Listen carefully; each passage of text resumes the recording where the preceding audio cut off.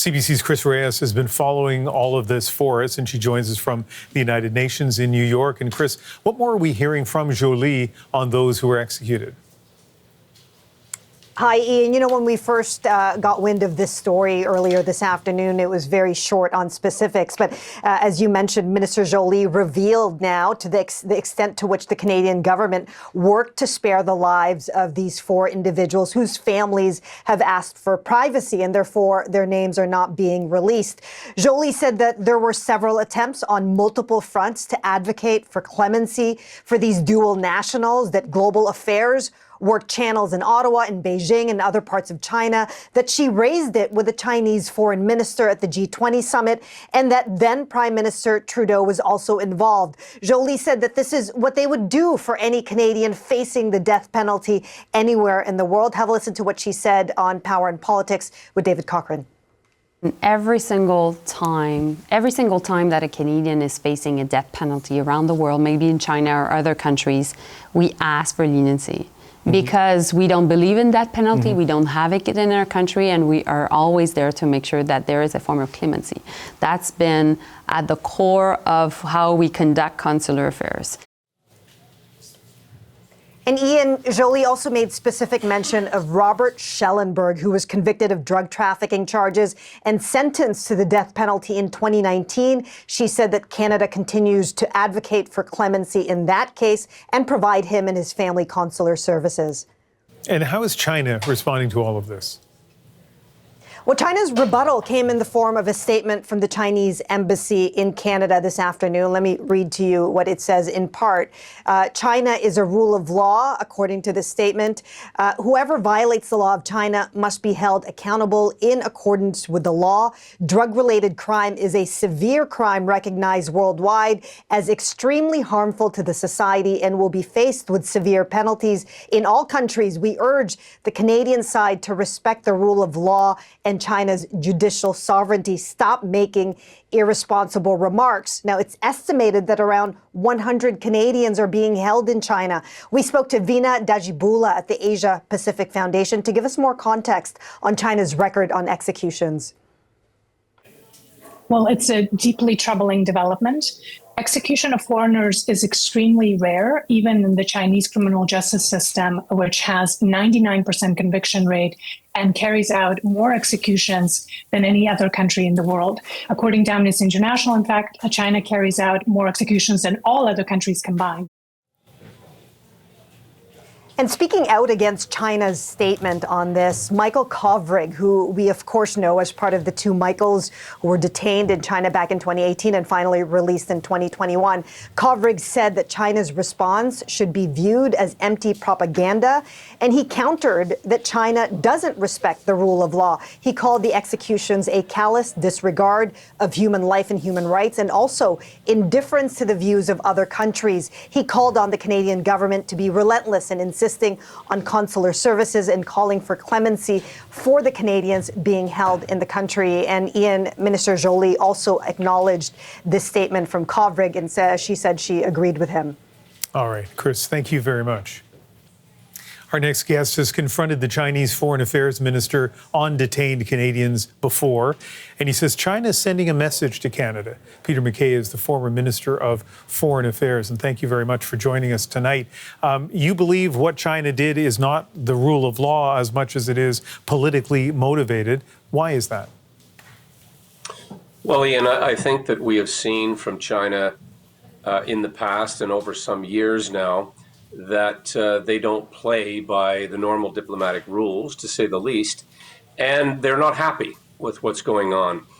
And I say this with some reticence, but they can do things like this, execute Canadian citizens, because they don't feel that Canada can do anything in retaliation.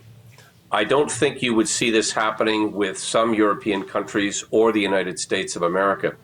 And despite the best efforts of our current foreign minister and the previous prime minister, they don't fear retaliation as far as what Canada can do.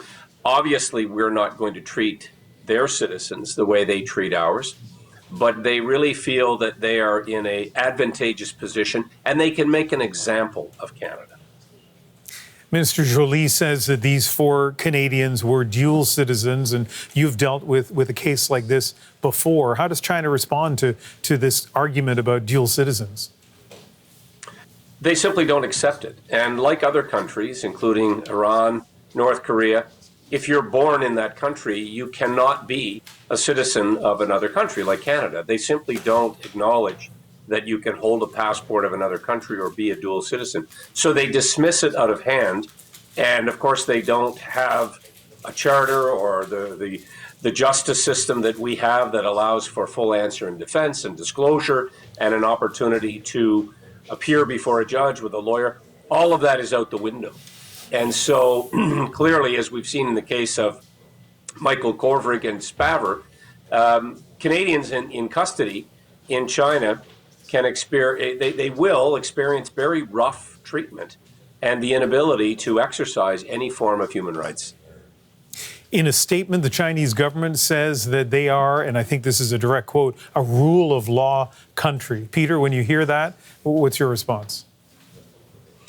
Well, it's simply not true. Like a lot of things that come out of the communist dictatorship in China, they have no resemblance of a rule of law. They have no tolerance for dissent or people speaking out against their government or exercising certain rights. And so it's a very dangerous place for Canadians to be, as it is in Iran or North Korea.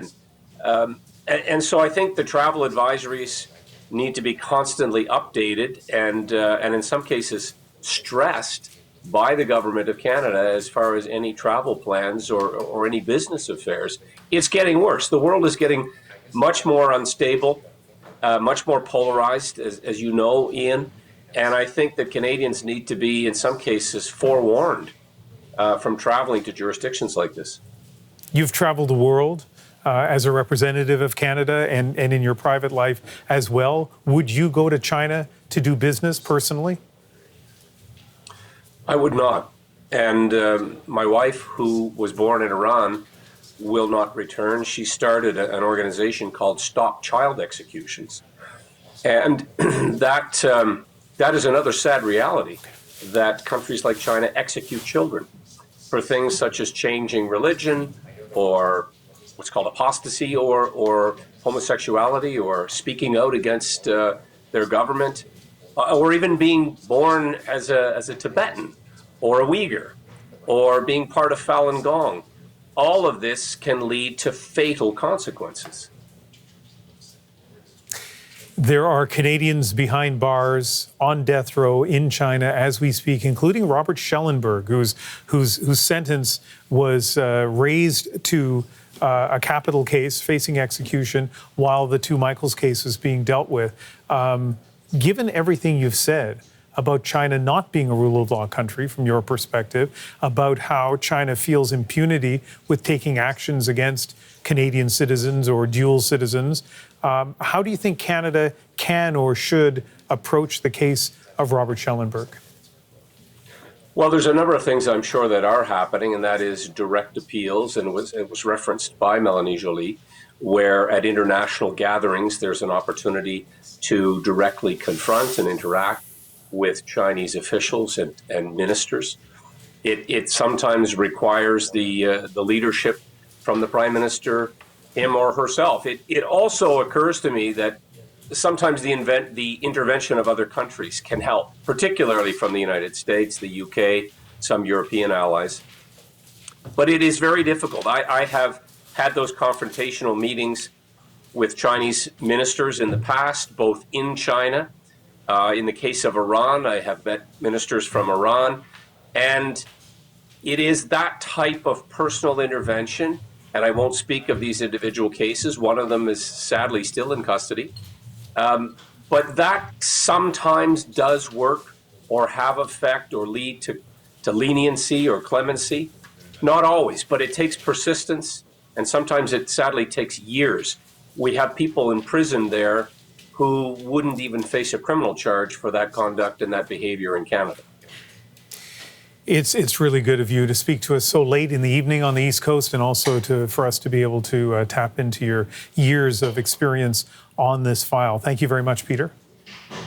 Always a pleasure, Ian. Thank you.